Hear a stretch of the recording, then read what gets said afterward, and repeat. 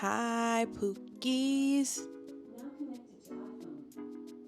Alexa has been on one for the past couple days, and she hacked the system the other day and said, "Hi, I'm Alexa, and I understand what it means to grieve." No, I don't like that. Hi guys, welcome back to my YouTube channel.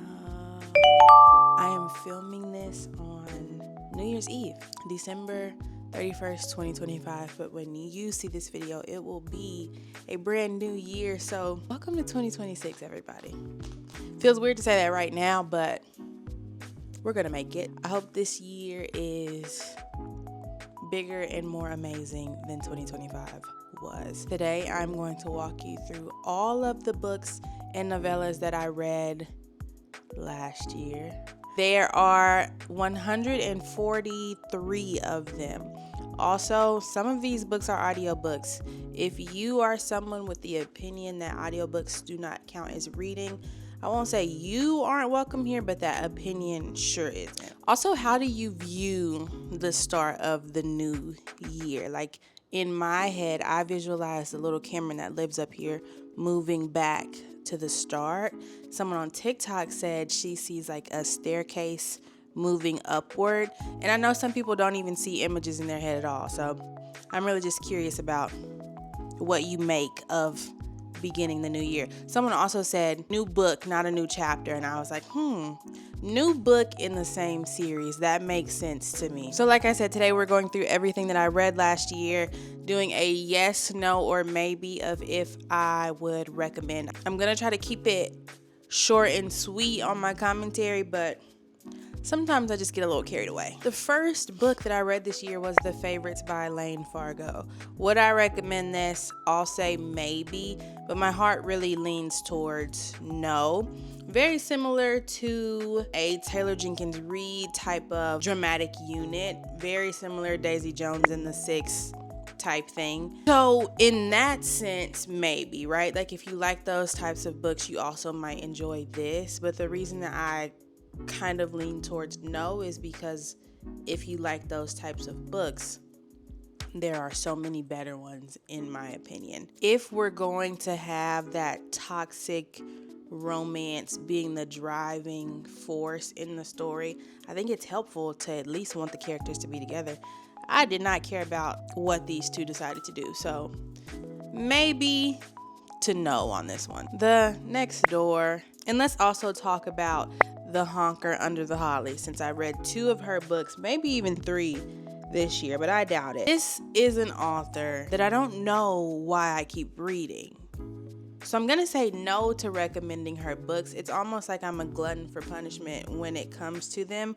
I think the first 2 in the series, let's see what that's called. First one in the series was funny. It was cool. It was a new idea, a plus size series with women being celebrated and funny little animals.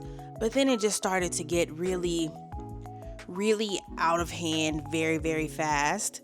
So actually I've read 3 books by this author this year. I read The Cat Next Door, The Anaconda Downstairs, and I just finished up Honkers Under the Holly. Now that one to me was probably the best one that I've read by her since the first one. And it was a novella, so maybe that is saying a bit.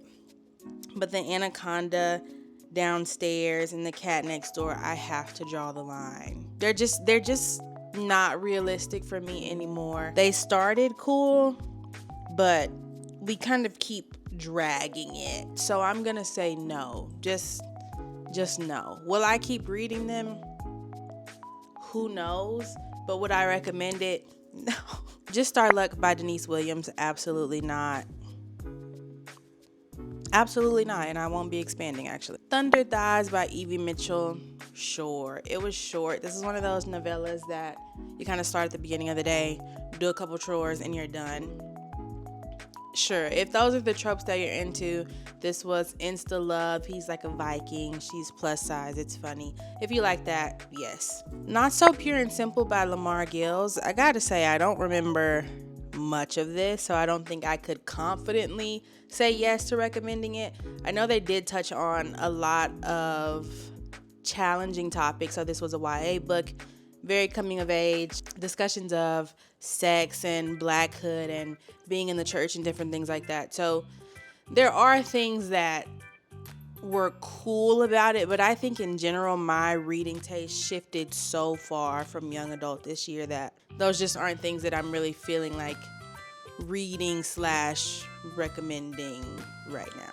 Then I was introduced to Connie Easton, and she's my most new read author of the year. Technically, Allie Hazelwood is my most read author, but Connie Easton is the one that I'm going to give the title to because everything that I read by her was new to me this year. Most of my Allie Hazelwood reads were rereads. So by Connie Easton, first I read Man of the Year and Man of Few Words. I recommend these. I stand behind these. They're foolish in the best way. So yes, I recommend these. Then I said, oh, who is this Connie character? I need to know more about her. So I read Double Dose of Love 1 and 2. They were okay. They're quick, they're fast, they're entertaining. They're quick, they're fast, they're entertaining. Wouldn't be my first place to start though with Connie Easton reads. So that's why I say, So we're going to say maybe on these two. A Sea of Unspoken Things by Adrienne Young. This feels like a blur in my mind, so I don't really know. Good Dirt by Charmaine Wilkerson. I am not recommending this one. This was probably my most disappointing read of the year. But enough on that. I've already talked about it. Enough on that. I would say no to Good Dirt, but I will always recommend Black Cake. So take one, leave one. Isaac Song by Daniel Black. Yes, absolutely. Love this story. Perfect companion novel to Don't Cry for Me. You must read them both. I'm done saying I don't think you have to do this. I don't think you have to do that. If you are coming to my channel and you are asking for recommendations, then I'm going to tell you what I think and feel. You must read them both, and you have to read Don't Cry for Me. Alexa. You must read them both, and you must read Don't Cry for Me first, expect to cry, and then read Isaac Song. We used to live here. I saw this going around the BookTube, BookTok, Bookstagram sphere. I didn't like it. Temple of Swoon, I also despised. Is Raiders of the Lost Heart book 2, and let's also be clear, I did not like Raiders of the Lost Heart. It just felt so anti-woman. And when I read characters that have advanced degrees, because that's something that I'm currently pursuing, when I read them, I want to see them embracing that and feeling free and confident in that. And I can't remember exactly how, but she put her job, her title, her credentials on the line for a man. And for, if we want to take it there, a white man that felt it all just felt real colonizer-ish, and I didn't like that. So both of these books, even though I only read book 2 this year, I say no to both of these. Where We Found Our Home by Natasha Bishop was one of my favorite books of the year, so yes, I do recommend this. It's everything that I was looking for in a romantic suspense novel, so I have no complaints. I read the second book in the series, which is Where We Found Our Heart. This was okay. I would recommend this one less, though. The surprise pregnancy trope is one that I've been known to have mixed feelings on, but that's not the reason why I'm indifferent on recommending or not. A story should be able to show you a complete picture of a couple, okay? I'm not talking about short stories. I'm not talking about novellas. I'm talking about a full-length romance novel. I should be able to kind of think beyond the page for the characters because you've defined them so much in your story. I didn't feel like we got that in the second book. It was nice to see Lincoln and Sierra and the characters from the first book that we met, but at the same time, this story just felt so underdeveloped, and I didn't like the male main character's attitude about the pregnancy and kind of just things surrounding that. So book 1 in the series, yes. Book 2, no. So that makes finding out about book 3 really fun. So when I read that, I will come back and tell you guys about it. Definitely better now. I'm gonna say no just because I don't remember anything about this. So I'm gonna say no. I think if a book was memorable and worth recommending, I would be able to say something about it. I do think that Dakota Fanning narrated it, but that has nothing to do with the story. Beautiful Ugly by Alice Feeney. I'm gonna have to say no, which is very unfortunate because if you have been following me from the beginning of my public book presence, this is a book that I ride or die for. I discovered Alice Feeney before I discovered Frida McFadden. So this is my true original queen of twist. I've just felt like I was on my toes and I was actually scared staying up to read this, okay? I was spooked. Everything else from there kind of went a bit downhill for Alice. She does have a new release coming up this year. We're going to give it a try. But Beautiful Ugly is going to be a beautiful no today. Good Girls Love Thugs 1 and 2. This was just something to throw on in my ears, okay? I won't be judged for it, but I also won't recommend it. And I won't not recommend it. I didn't even give it a rating on Goodreads because I feel so indifferently about these books. It's not even funny. Keep Me by Sarah Kate. Sarah Kate had her run with Praise, Give Me More, those books, but we're done. We're done. So no, I don't know what this was. No. Beautiful Broken Love by Shanora Williams. I did not enjoy this, so I'm going to say no. But I will also say that I am open to reading more by her because the people love her. So if I'm missing something, I'm willing to be wrong. Maybe I just didn't start with the right one. Beautiful Broken Love was a sports romance and she was the agent, that type of thing.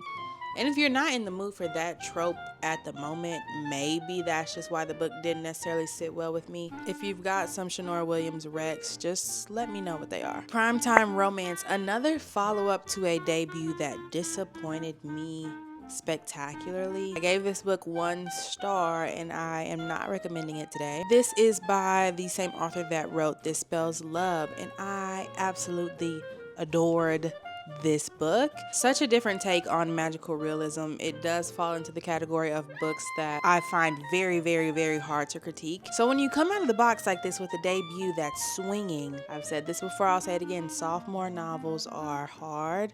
Primetime Romance, the two of them jumped into their favorite reality show to kind of reset life. I think it was a take on Schitt's Creek.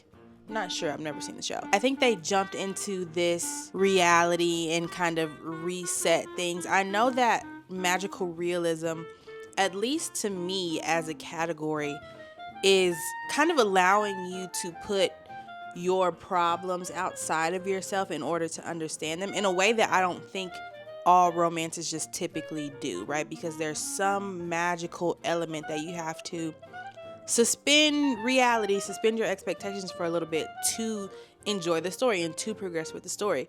So I think we got to see the main characters like insecurities in their jobs and in their relationships, but it just felt so slow. So slow. Like watching paint dry, I think would have been more fun. No to Primetime Romance, but if you are looking for a magical realism romance, aside from a couple more that I'll talk about later, This Spells Love is an amazing one. Second House from the Corner by Sadiqa Johnson. She wrote Yellow Wife and The House of Eve, okay? 2 books that I read last year and just gobbled up love. Let's give them their screen time. 2 more books that I find really, really, really hard to fault. But this isn't about this video. See how I told y'all I would start to get to rambling? This video isn't about that, but I do recommend these. Second House from the Corner is a maybe. This is someone that writes well, so at a baseline, you're going to enjoy a story. Was the story a great one? I don't know that I could say that, so we're gonna leave it at maybe. Immortal Dark, another one that if I'm wrong, I will listen. I will. I know how to take constructive criticism. But I was bored. I wanted to love this. I was rooting for this. Black vampires, dark academia, morally gray vampires. But I was so bored. And I know she came out with another book and the people love the book. So please, please, please, please tell me if I should try this again. And just be slower and more intentional and tell me. Beneath the Stars by Emily McIntyre. This was a train wreck. Absolutely not. The Crash by Frida McFadden. Okay, maybe. Frida has like a million books. This wouldn't be the first one that I recommend. That is always never lie. But it was good enough. If I think hard enough, I could definitely point out some plot holes in the story. But sometimes you don't need to think that hard. James by Percival Everett. This is kind of where I started to see my reading taste change and become, I don't want to say more pretentious. That's not the phrase. But I just was craving a little bit more for a little while, and truly a little while, because I jump right back in romance. I do recommend this one. It had me so interested in like the initial story of Huckleberry Finn. I don't know that I'm gonna read that, but I wanted to read it, and I think a good book will do that for you. There's also something fun about knowing how transformative that this book was in the sense of redefining that original classic.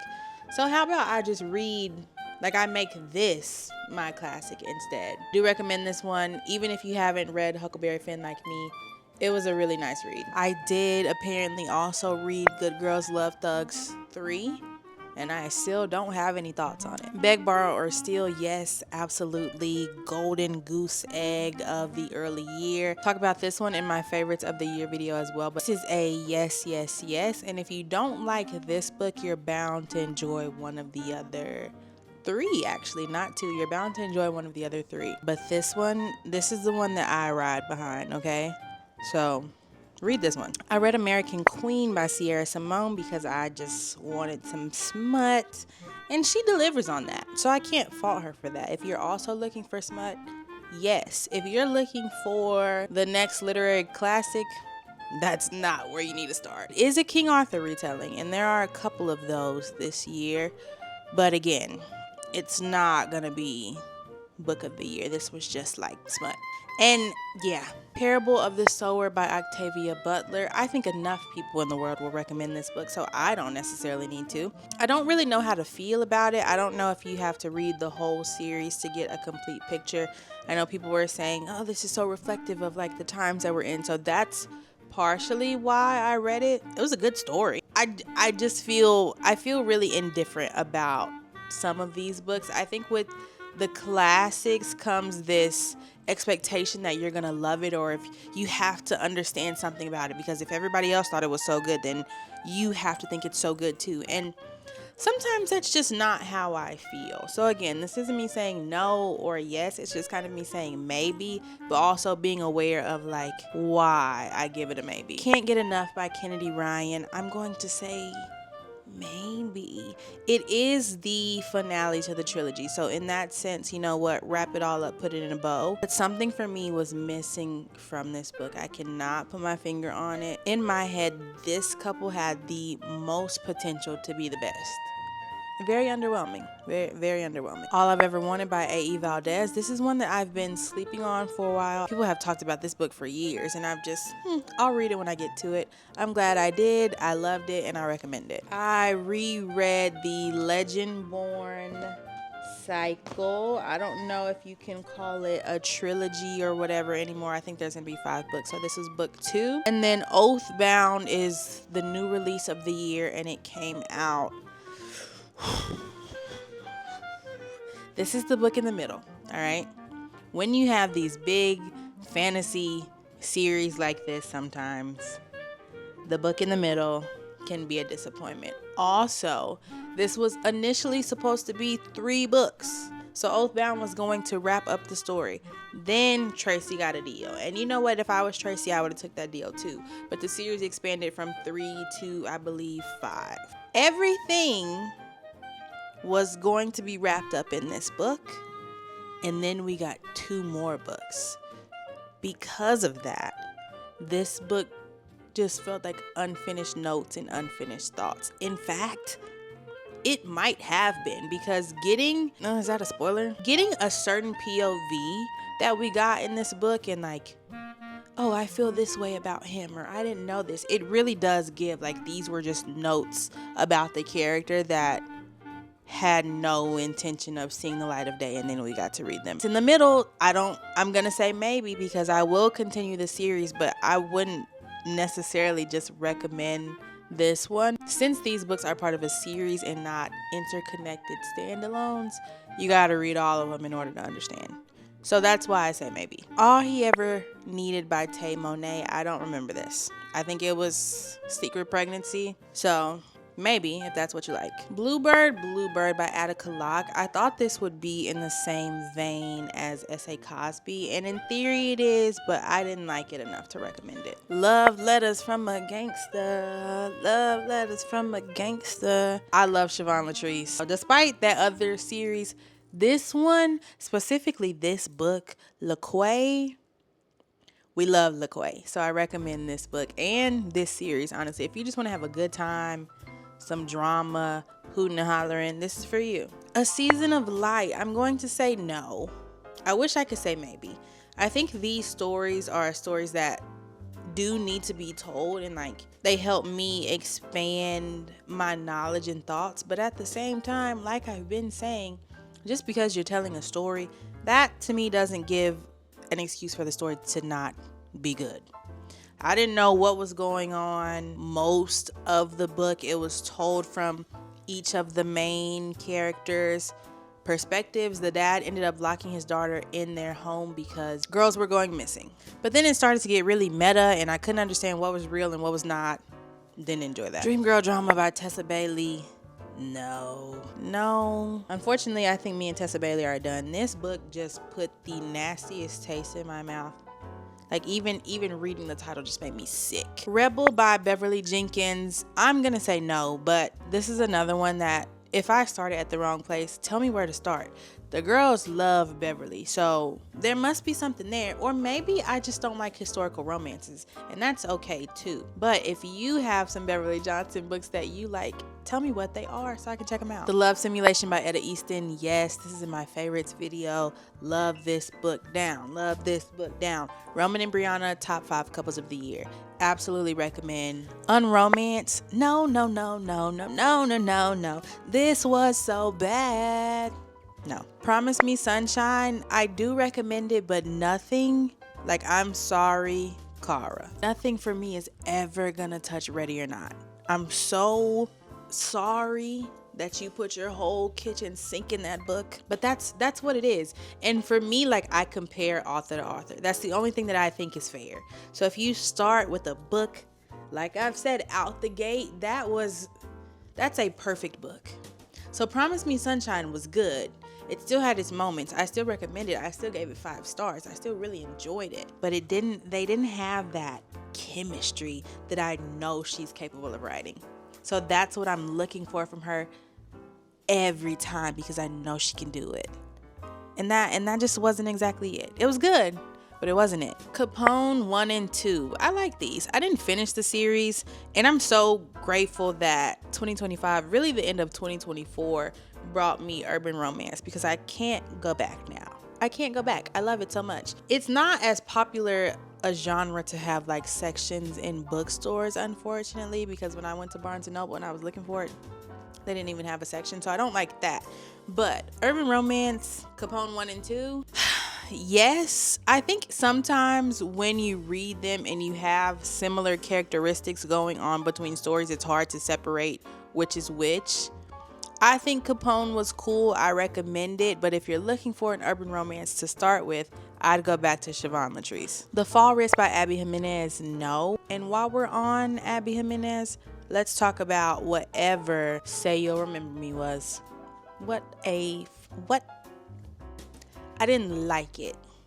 I didn't like The Fall Risk. I didn't like Say You'll Remember Me. I don't recommend either. Abby, get it together this year, please. I did have to say that this year, the book space felt so saturated with grief books.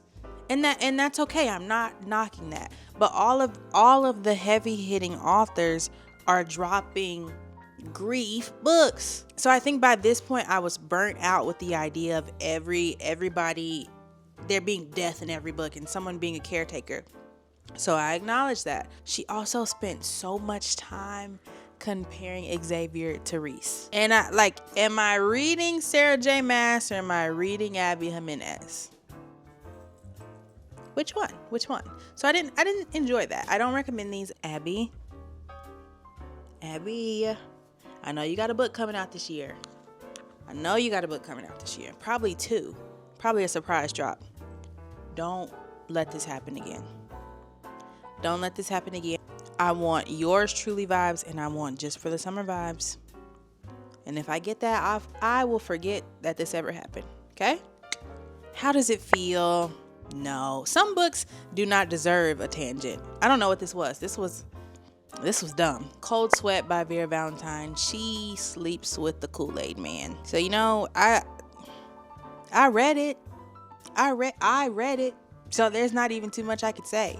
I wouldn't tell you to read it, but you might be curious.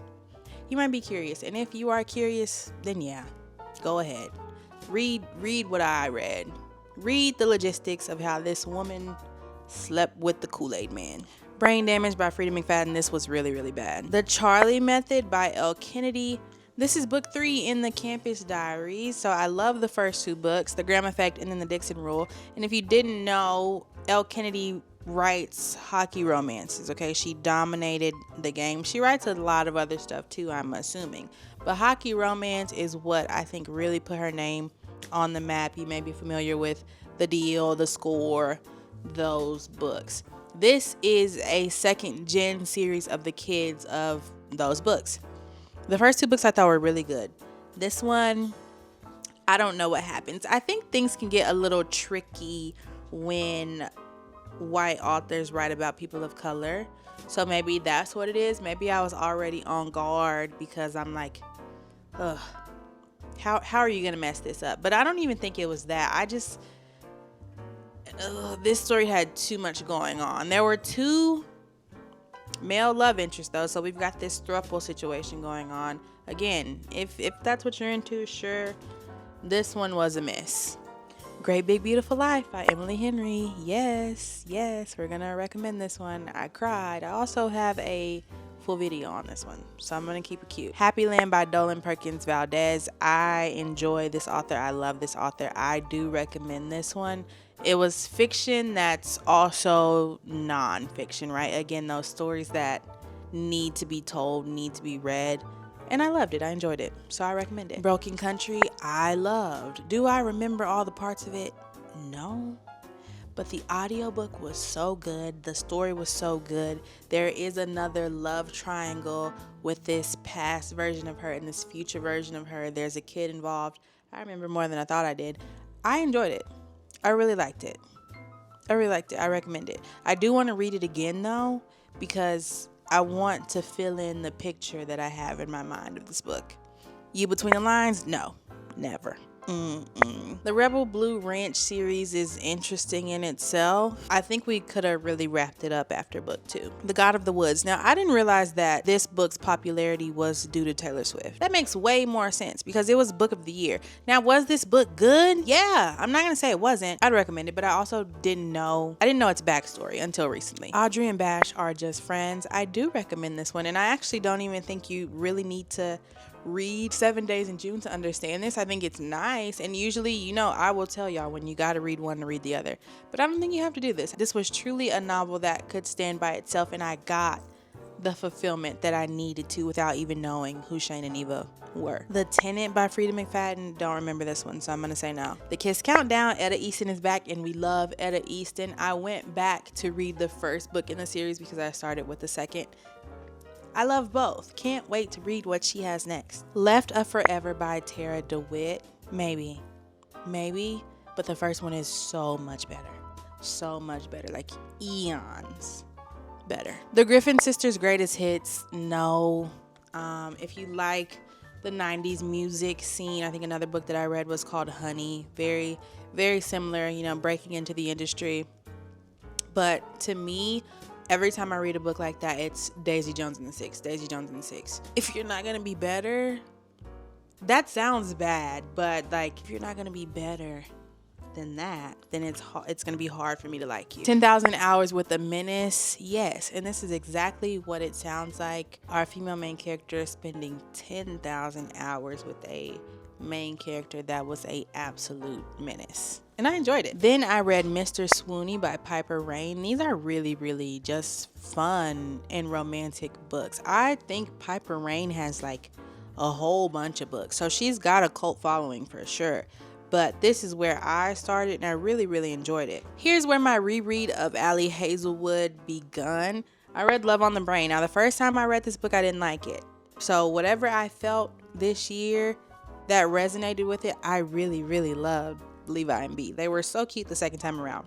Not in Love, I was rereading that to prep for Problematic Summer Romance. Not in Love, I do love and I recommend.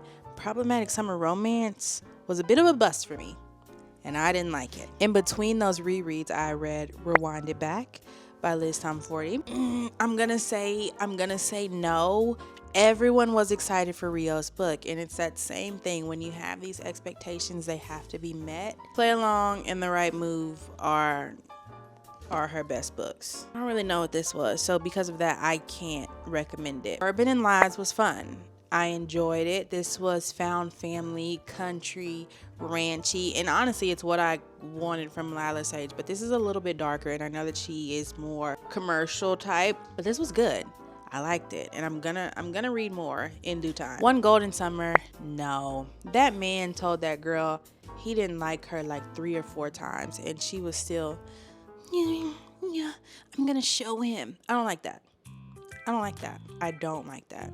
Can't say it enough. The Blonde Who Came In From the Cold, another follow-up that disappointed me. I love The Blonde Identity. Something about that rewired my brain last year. So she's got a twin sister. Give me her book now. A spy she's in love with. Yeah, right up my alley. But this was so all over the place, and because of that, it made it hard to follow the story, and it just wasn't seamless at all. The Missing Half, no. The books that I gave 1 star, I don't even feel like talking more about, because what's the point? I read Mr. Broody by Piper Rain. I started to kind of go back into her backlog. I liked this one less than Mr. Swoony, which was Connor and Eloise's story, but it was still good, so I'd still recommend it. Just know that it's not my favorite one. Tempted by Danger, Captivated by Danger, and Intrigued by Danger. Yeah.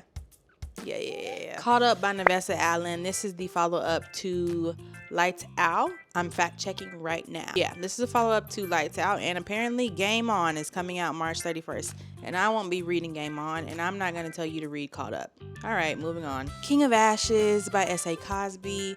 S.A. Cosby is an author that knows how to write. But I started with Razorblade Tears.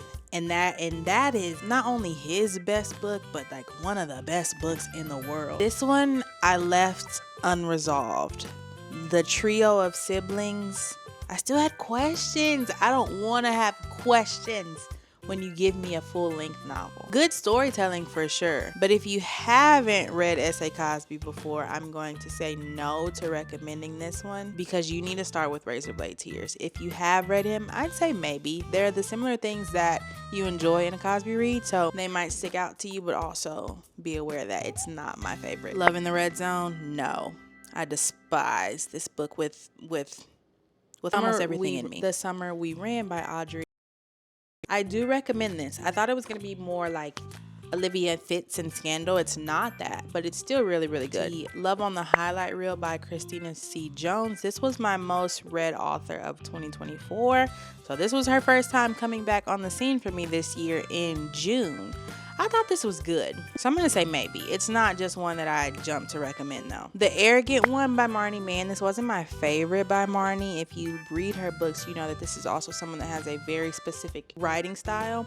So this wasn't my favorite by her. I'm going to say maybe on recommending this one. Overruled by Lana Ferguson. Absolutely not. Revolve by Ball Cabra. Didn't enjoy this one. Spiral. She ate down with Spiral. But Revolve just felt like too much. I think with some of these authors too that really blew up when Book Talk was popping off and they got these hockey romances and cowboy romances in like 5 or 6 deals. When we start to get into books 3 and 4, I am personally seeing the downfall, because it's like one book took off and then the other ones aren't. You weren't prepared to be able to produce that type of work over and over again.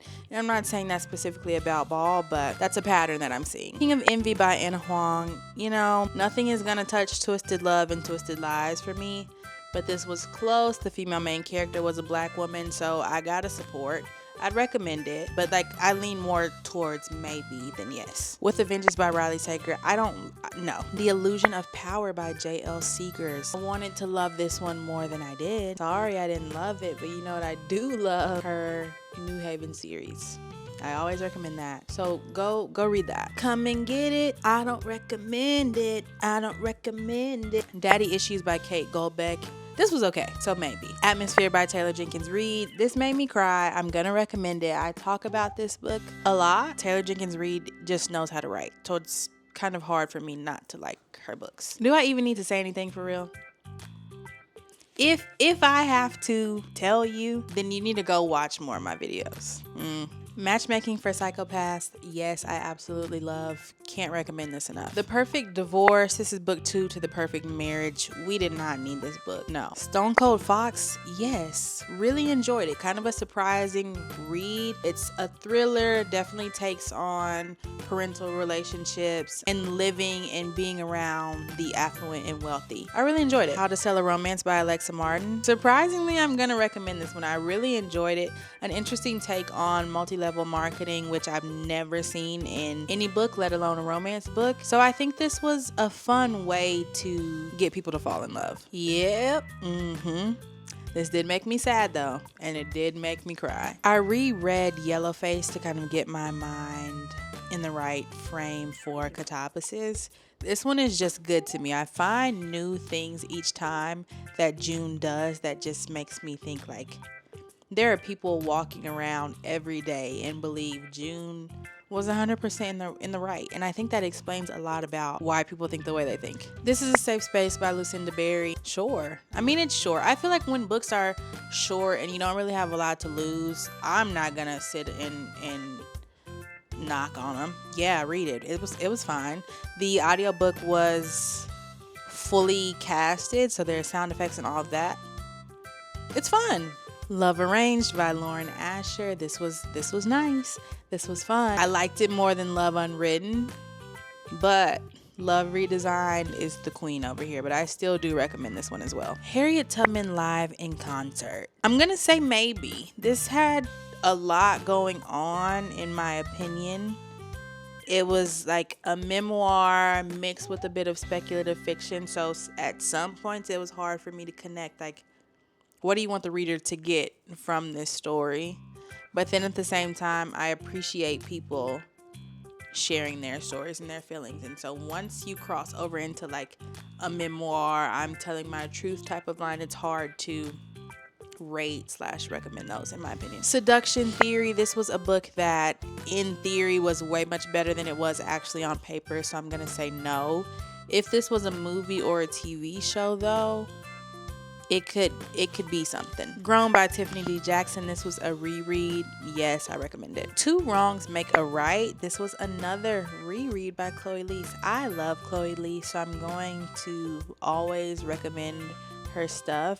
She does neurodivergent representation so well, and just falling in love and yearning so well. Always. I haven't met a book by her yet that I didn't love. Once Upon a Time in Dollywood. No, I talk so much trash about this book. It's not even funny. One of Us is Dead by Geneva Rose. No. Sounds Like Love. This is in my favorites video of the year as well. August Lane by Regina Black. I'm gonna say no. I just don't think that the story was good enough for me to be like, yes, you should read this. It does have its music industry ties, second chance romance, it's always been you type thing, but I didn't really enjoy it. Mean Moms by Emma Rosenblum. No. Katabasis by R.F. Kuang. I also, in good faith, could not recommend this one. Even though I know she has a writing style, I know this, that, and the third. Maybe it would take a reread, but books shouldn't take that in my opinion. I didn't catch on to the storyline. I read The Color Purple. The Heartbreak Hotel, absolutely loved. Yes, I recommend it. People Watching by Hannah Bonham Young, a little disappointing. Another author that for me, you write one of the best books in the world, out on a limb. So I know what you can do. And then you give me whatever this is, and it's not what you can do, so I don't like it. Mate by Allie Hazelwood is a maybe. This is not the first book of hers that I would recommend to you, not the third or even the fifth, but it is good. You know, it's typical Allie. When you get in that deep, if you know you like the way Allie Hazelwood writes, then this is her typical style, so you're also going to enjoy this. But to me, Mate and Bride, they're a little bit more political and paranormal, obviously, as opposed to her STEM romances. I like when she does STEM romances. Some people don't like anything that she writes other than Bride and Mate, so you can kind of just see how the underlying style of Allie is there, but she does write a little bit differently for these different types of universes. Allie, The Intruder by Frida McFadden. I had to give Frida her flowers for this one. This was the first time that one of her thrills has actually got me in a long, long while. So I did enjoy, and I do recommend. Race to the Bottom by LaFleur Stevens Dugan. Yes, this is the only nonfiction book. No, that's not true, but this is one of the only nonfiction books that I read this year. I did enjoy it. It did teach me a lot, and I also have a critical review of this book on my channel as well. Soul Searching by Lila Sage, no. And not only no, me and Lila Sage are like, we've kind of been 0 for 3. So I gotta move on. There's better and there's more. This was my romance of the year, so I absolutely recommend this one. What Happened to Nina by Dervla McTurnan. This was also really good. It was still a thriller, but gave such an interesting take from the parents, in my opinion specifically, and what you're willing to do and not do for a child, both one that is a killer and both one that has been murdered. So the lines that you're willing to cross, I thought it was interesting to see this play out in the story that way. Bottom of the Pyramid by Nia Sue. This was for the Dance Mom's Lover and Me. I have no complaints about this book, again, because it's a memoir, but I did enjoy it. I do recommend it. If you were also a Dance Moms fan, she talks about a lot of different things that I kind of had questions about as a show watcher.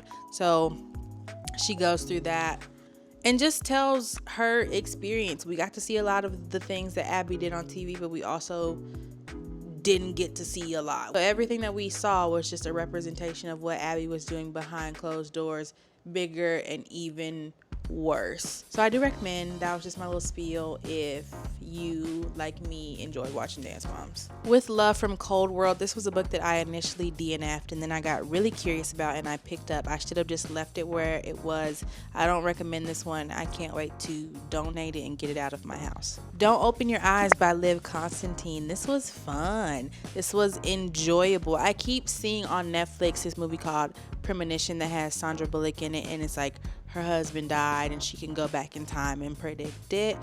I haven't seen the movie, so I don't know what really goes down, but that sounds like exactly the plot of Don't Open Your Eyes, because she's having these dreams of bad things happening to people close to her, like her daughters and her husband, but when she wakes up, they didn't happen, or if she doesn't intervene, they do happen. So it's choosing between like what's meant to happen versus what's not. She also has something that's haunting her from her past that's coming up as well. So we figure out how all of these things lead to the final destination.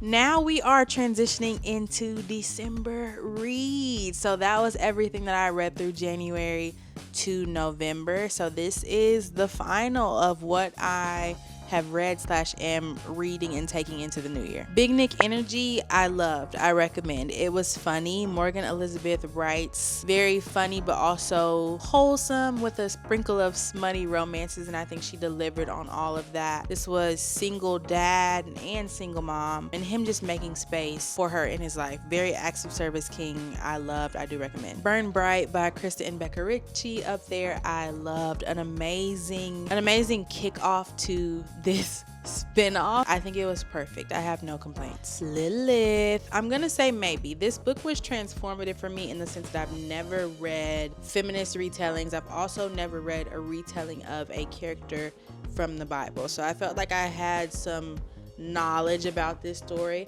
I thought it was really, really good. I don't know enough about the genre to be able to say like I would recommend it, but since this was my first one, I'd say yes, because I do think it was really good and it really challenged my thoughts. Permission to Feel by Connie Easton. Absolutely not. I was repulsed by this man and still am. I read A Night with Mrs. Grinch. This was the holiday hunching novel that I was telling you about, and holiday hunching did ensue. But it is Christmas. It was set around Christmas time, so keep that in mind. If you're looking to read this, it is super, super Christmassy. The female main character's name is Candy Cane. So know where you're getting yourself into, and don't, just sit down and read this in July if you know you're not that type of reader. I read The Stranger by Albert Camus. This was interesting. I haven't read this book since 2015, and I'm surprised it was on our high school curriculum, but I read it this year. Don't really have any thoughts, but this was definitely existential, for sure. The Faking Game by Olivia Hale. I love a billionaire romance down. My only thing that I wish for him was that he was a little bit more morally gray, but everybody can't be Alex and Christian, and that's okay. So I do still recommend this book. Now, wrapping up the books that I'm in the middle of / taking into the new year. I'm going to be honest, I think I'm deciding to DNF The Bluest Eye. You guys have told me that it's something. It's something, and I don't have to read things that I don't enjoy just to be able to say I read them.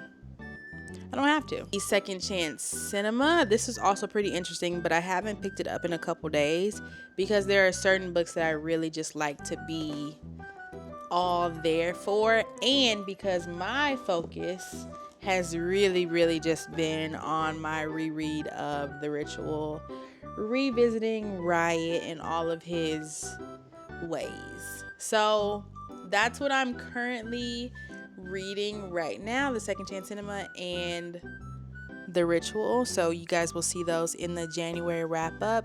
I hope you enjoyed the video. I hope you enjoyed 2025. I hope that you will enjoy 2026 because big and great things are going to happen for us this year. We just gotta know it. Until the next video, make sure that you are subscribed, that you like the video so I know what type of content you guys are like.